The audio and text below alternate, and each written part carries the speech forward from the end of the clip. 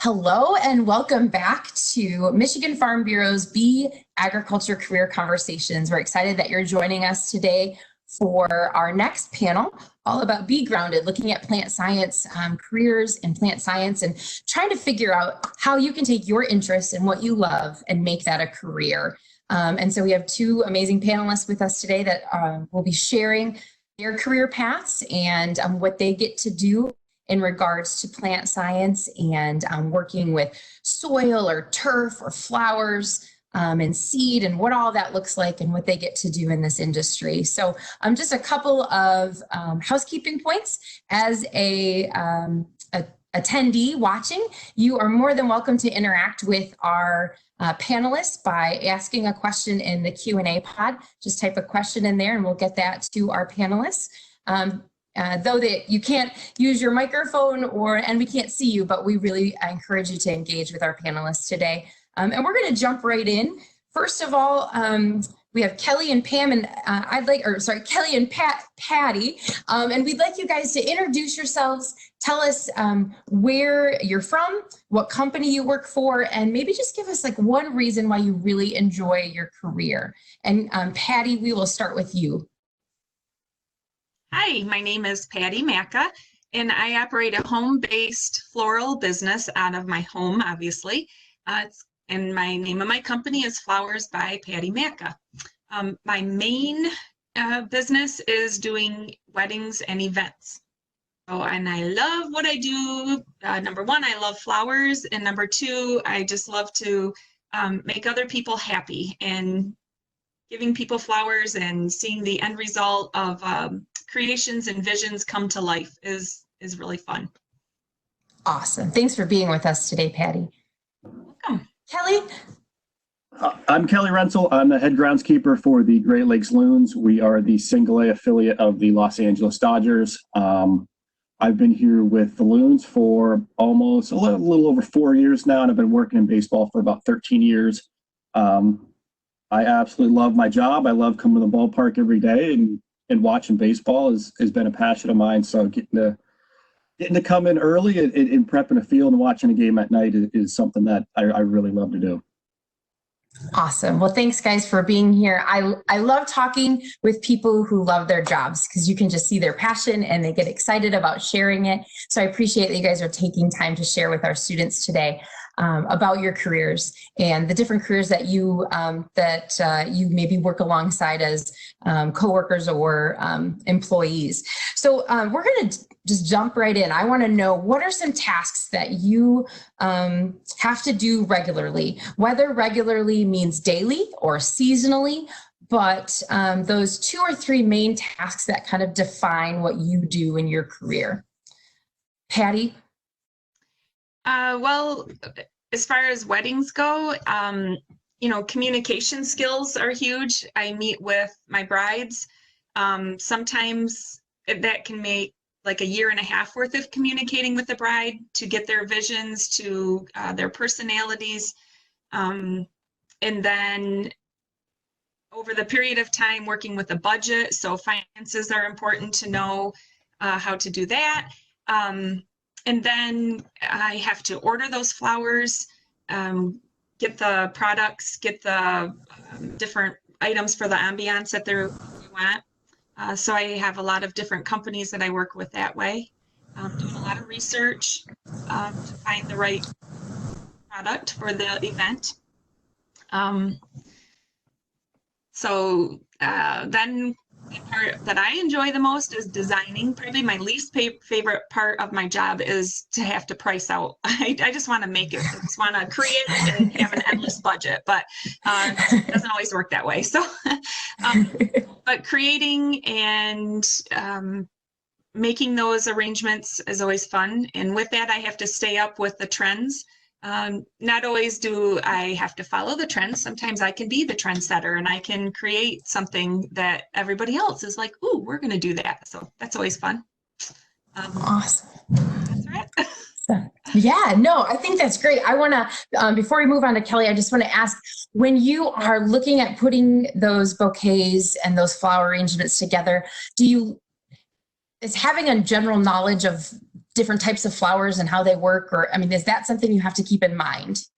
Yeah, so I buy all of my flowers from a wholesaler. I don't grow the flowers that I use for arrangements. The flowers I grow in my gardens are maybe more for personal use, but so it is very helpful to know what flowers go together as far as styles, but also long-lasting flowers. Like in the winter months, not a good idea to use, say, like a hydrangea if they are going to do some outside pictures, because they burn very easy and wilt. In the summer, I would stay away from flowers that like to wilt or blow open. You know, if it's an outdoor wedding, then so it's important to know the characteristics of different flowers and their temperament to go. And then there's different prep work to do to keep flowers to last longer. So that's important to know how to, what's the word I want to use? Prep them and take care of them so that they last longer. Awesome. Very cool. Thank you for sharing. Kelly, what are 3 kind of tasks that you do on the regular? So my title is head groundskeeper, and I would describe it as kind of 2 different parts. I physically take care of the ground itself, and then I also take care of the ground rules. So the ground itself, I maintain the turf.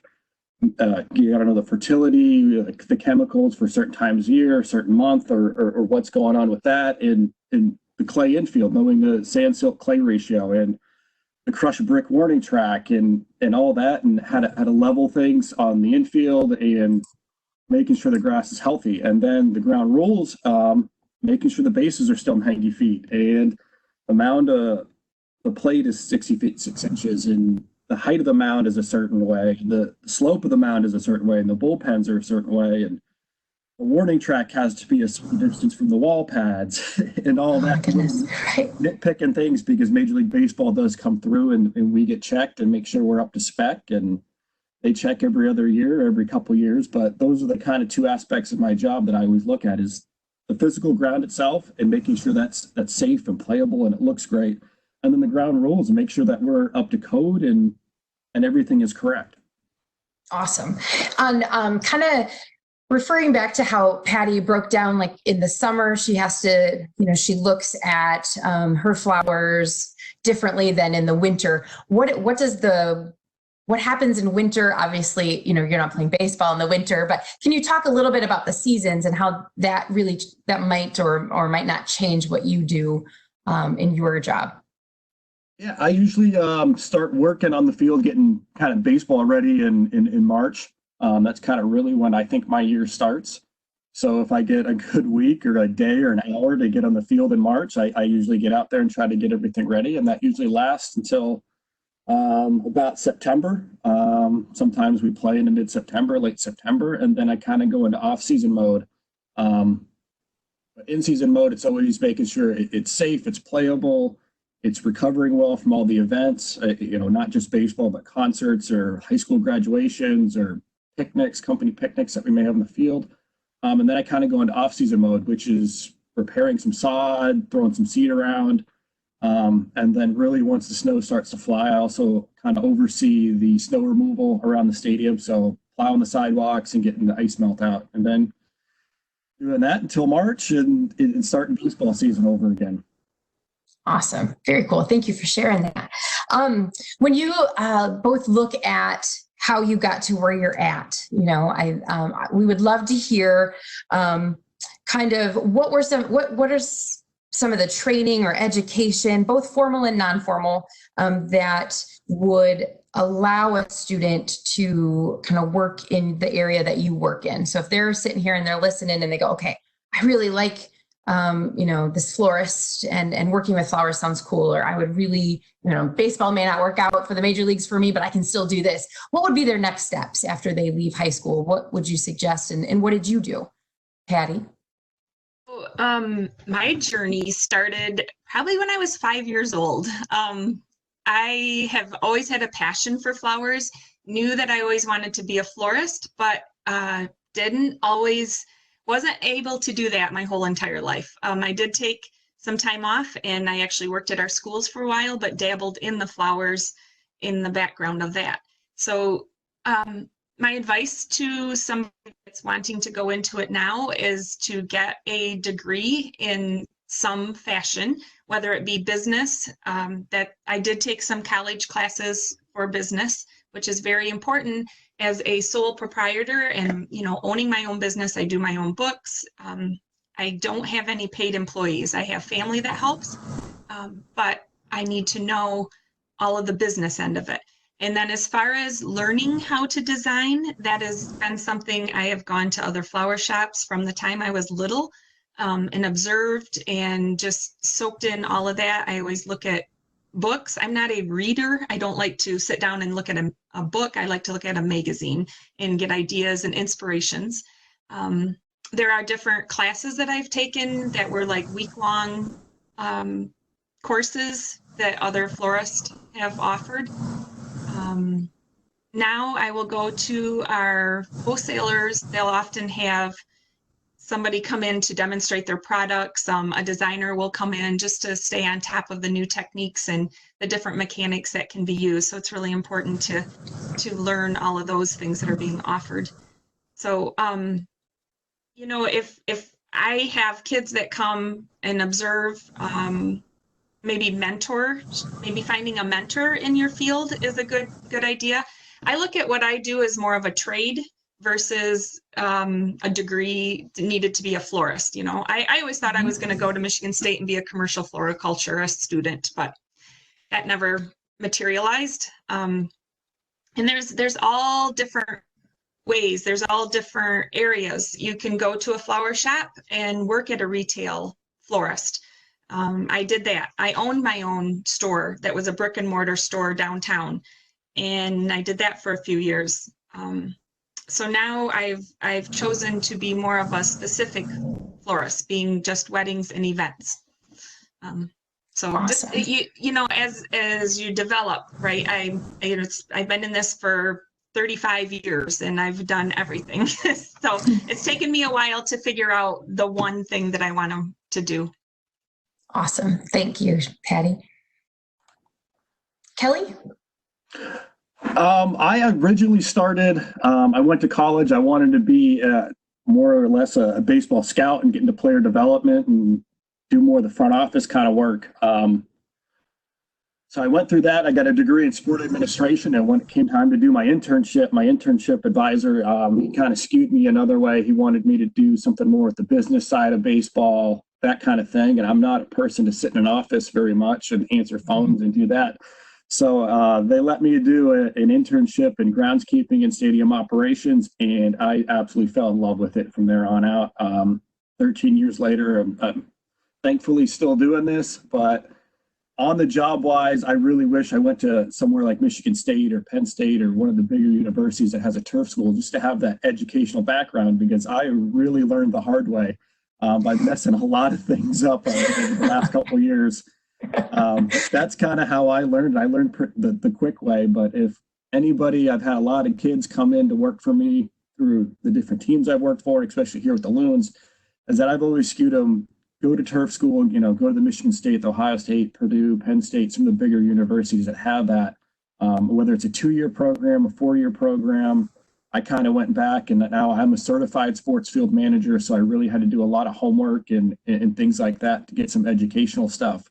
But doing things like that to get a certificate, irrigation certificate, drainage certificate, has been kind of big for me to get that educational stuff that I never really knew. There's a lot of hands-on to lay sod and work a pitching mound, but to grow grass and grow grass effectively is definitely something that I struggled with early on because I didn't have really the educational background.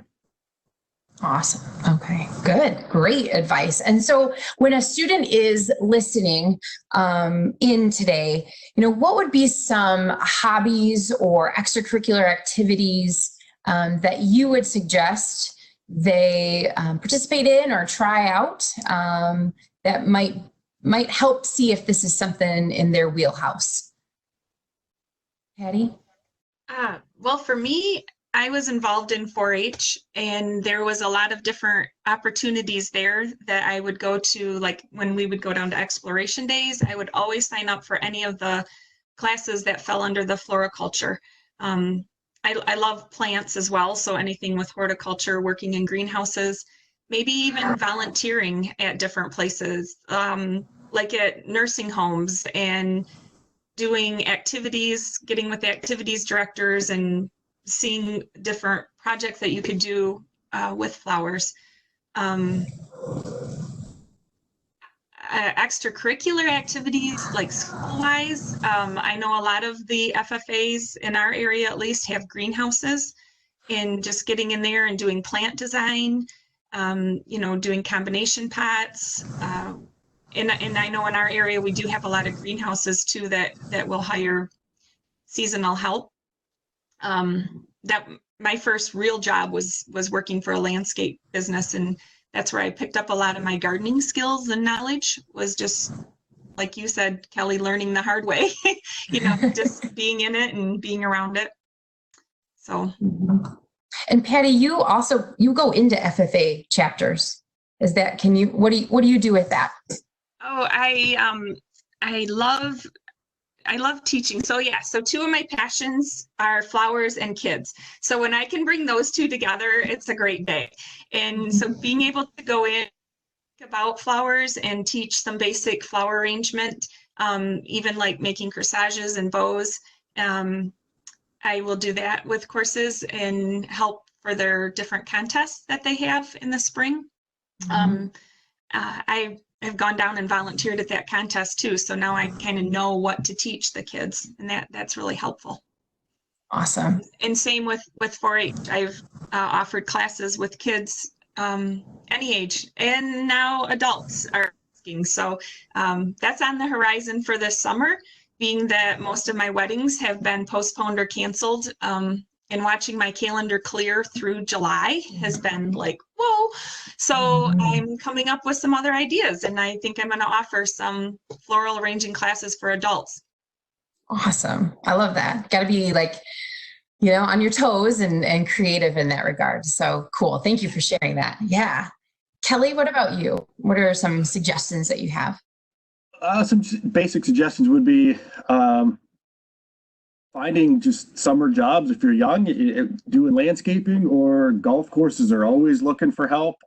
That's definitely a good start. I know a lot of guys like me, baseball guys, who have started out on a golf course, or reaching out to anybody who works not just in baseball, but in football at a university, or doing high school work, or any other sport that you kind of like, and just picking their brain a little bit and seeing if they can, you can get a summer job or anything like that. Like I said, a lot of guys like me who work in baseball and also have experience in football or golf or any other sport like that. So it's just not always finding a job in baseball. It's always other outdoor sports that you can find in, because it's just not a big thing too. It's not just grass, but artificial turf is kind of climbing its way in, and to learn that a little bit is always kind of interesting. But finding a job at a golf course or with a baseball team or a local college doing softball or football would be something I would recommend. Awesome. Very cool. So if you, yeah, go ahead. Yeah, I had another thought. Yeah. The program, like when I was in school, we called it vocational, right? Is it called CTE? CTE. Career technical. Yep. Yeah. So I took interior design, and that helpful in my career. So in high school, I didn't have at the time in our ag room, we didn't have a greenhouse, and we didn't have a lot of that opportunity. So I found interior design was very helpful in my career path as well in high school. Oh, no, that's awesome. Thank you for sharing that.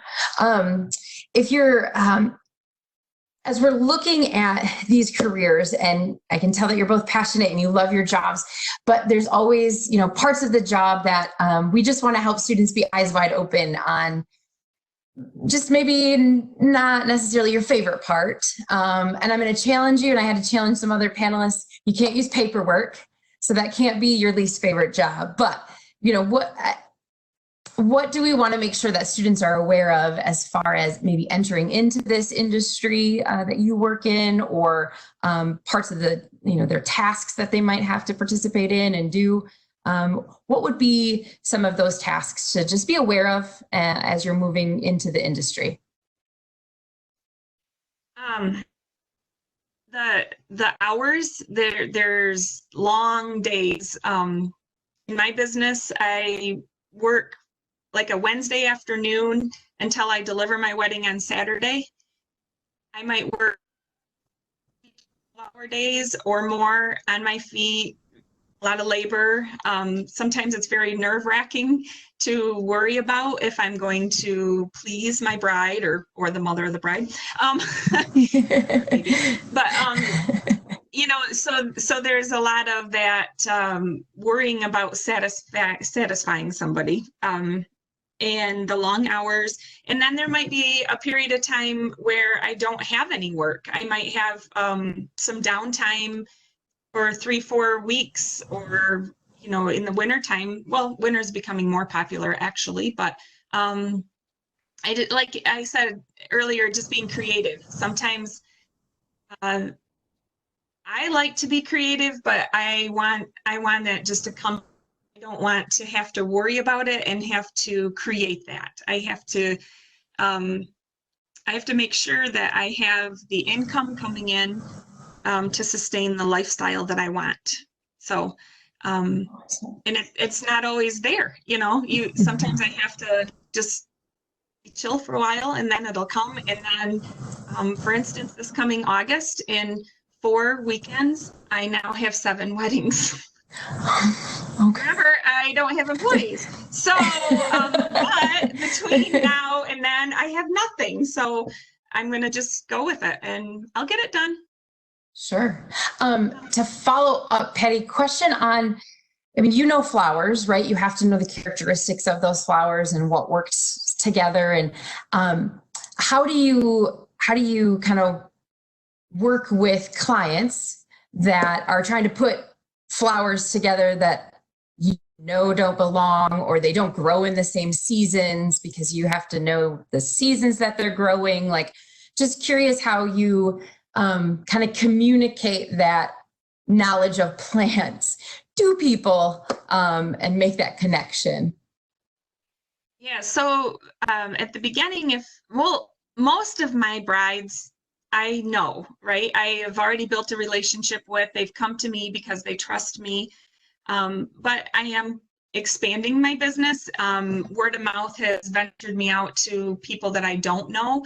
And so I have to, at the beginning, I have to build that relationship. They have to know that what I'm going to sell them, or what I say, that they're going to trust me with. So when they start showing me, like, I use Pinterest a lot for inspirations, and some brides, their Pinterest board is just like all over the place. So we have to go through and figure out a theme and figure out what it is they like about this picture. And then I start showing them pictures of work that I have actually done, my own creations, and bringing that all together. And I'll show them, well, okay, if you like this flower, but what do you think if we use it with this? And so once I've got that trust from them, they'll usually kind of go my way. Sure. Still getting the theme and getting the style that they want. So awesome. It takes a little while to learn how to use the right wording and develop that relationship. So it's not something I do the very first meeting. If they came to me and they're very adamant, sometimes I just have to plant that seed and give a little suggestion. And then maybe the next time we meet, they'll come back to me and they'll be like, I was thinking, and I'm like, oh, that's a good idea. Yeah, right. No, I love that. Thank you. Awesome. Kelly, what would be some prior knowledge for these students to know going in? Really specifically working in baseball, I'm the head groundskeeper. I take care of the field, but you're going to wear a lot of different hats. You're going to help out with a lot of different departments. I've had to put the mascot costume on with different teams and hand out tickets and flyers and do that kind of stuff. Sure. I've had to help set up tables and chairs for weddings and make cold calls and sell tickets a little bit. So you're going to help out and do a lot of different things, because the other thing that I really hate doing is I hate pulling that tarp on that field. And those people that do those jobs that need help, I need their help too. So scratch their back, scratch my back. And that thing is not fun to do. It's 170 feet by 170 feet. And when it's raining and pouring and trying to get 12 people in line and do it at the same time so nobody gets hurt is kind of difficult, but it is what it is, and we got to do it sometimes. Sure. Yep. No, definitely. And so when you are, you have a crew, but then you have stipulations that you need to follow from Major League Baseball, correct? And then, how do you work that relationship? Because you're kind of like, in my head, you're like that secret hidden player that nobody thinks about when you come onto a field. If a baseball team comes onto a field and they're the visitors and they look at it and they're like, yeah. Oh yeah.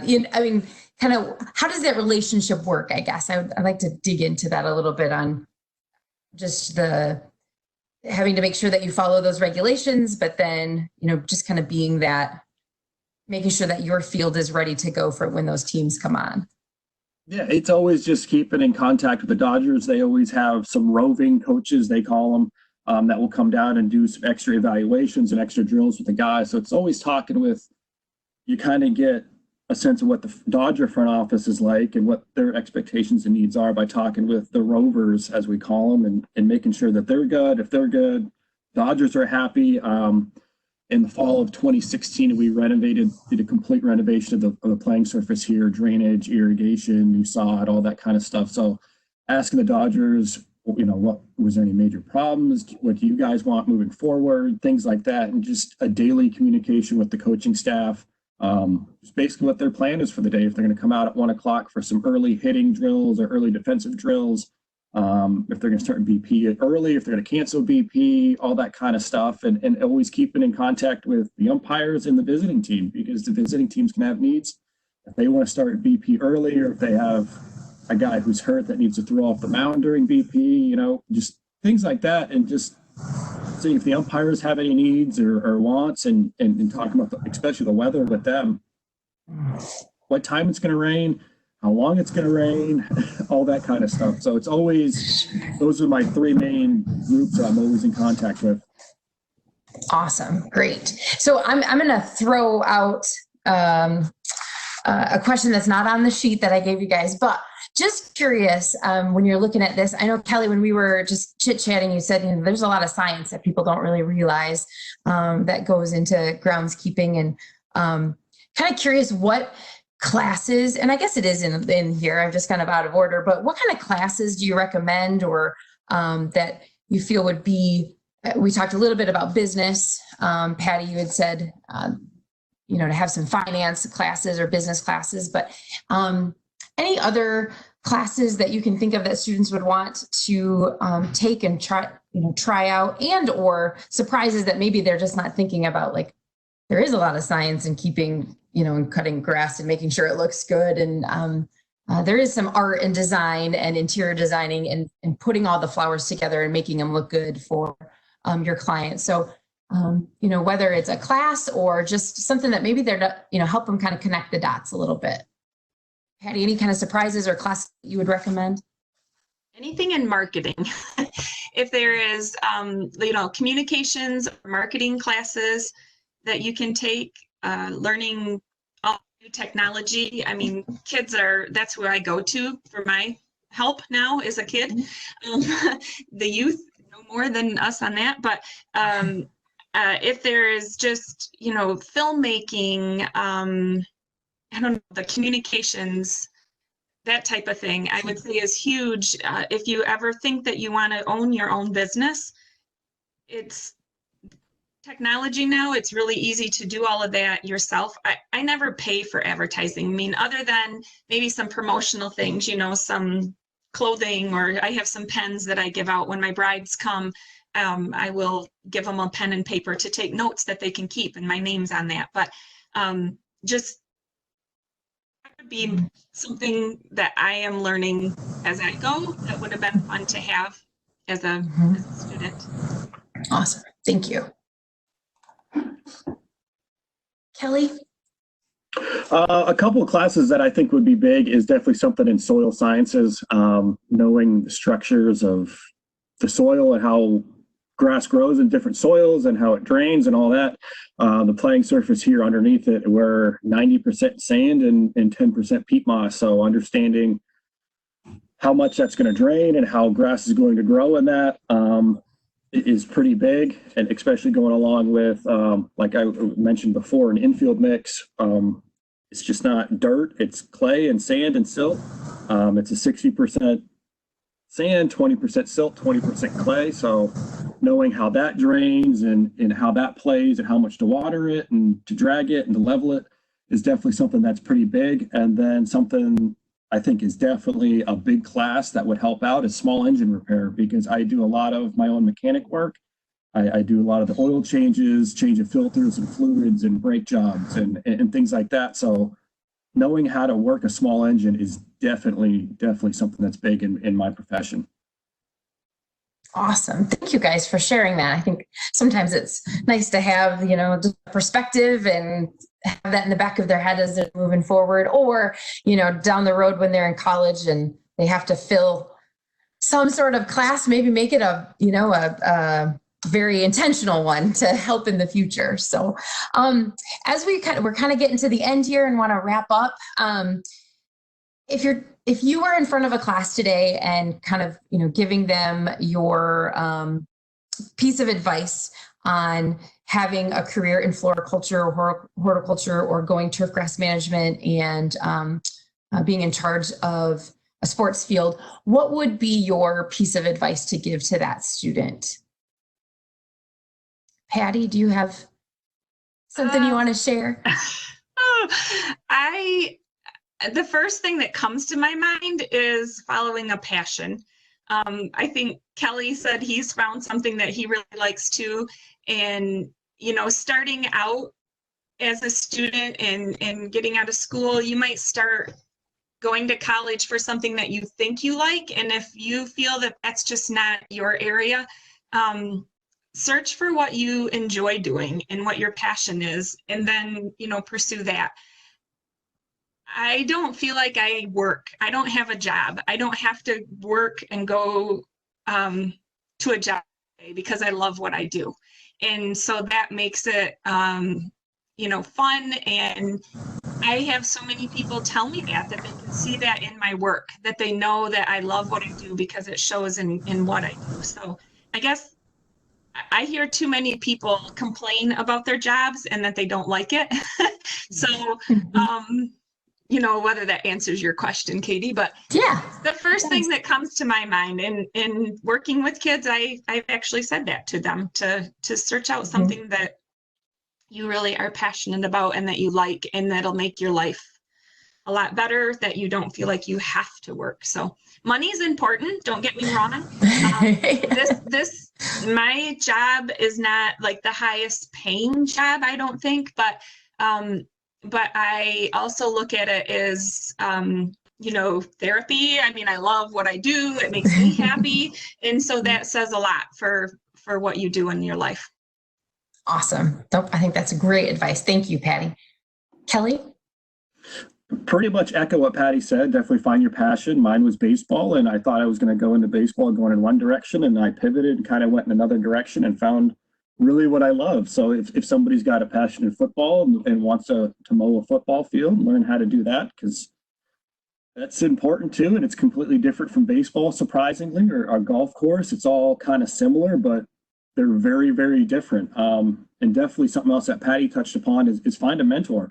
Find somebody early in your career that you can kind of pick their brain a lot and look up to a little bit, because I've been doing this for 13 years and there's people that I still know from early on in my career that I call quite a bit and ask questions. And now I've gotten to the point where I'm a mentor for somebody else, and it's been kind of coming full circle. But finding a mentor is definitely something that I would recommend, because years later you're going to have a question and going to need to pick somebody's brain about something. Awesome. Nope, those are great. That's awesome advice to share. And I just, I want to say thank you to both of you for taking time out to share with our students today. We wanted to share something in this area that maybe they don't naturally think about in plant science or horticulture. And so both of you hit the nail on the head with sharing your careers and your passions with them. So appreciate that very much. Thank you for being with us today. For those of you that are watching, we hope that you would check down below and make sure that you look at some of the links that we've shared that are involve this type of bee grounded agriculture, to look at your interests and how you can be agriculture in the bee grounded area, and as well as links to our other career conversations. So thanks for being with us, and we'll see you at the next career conversation.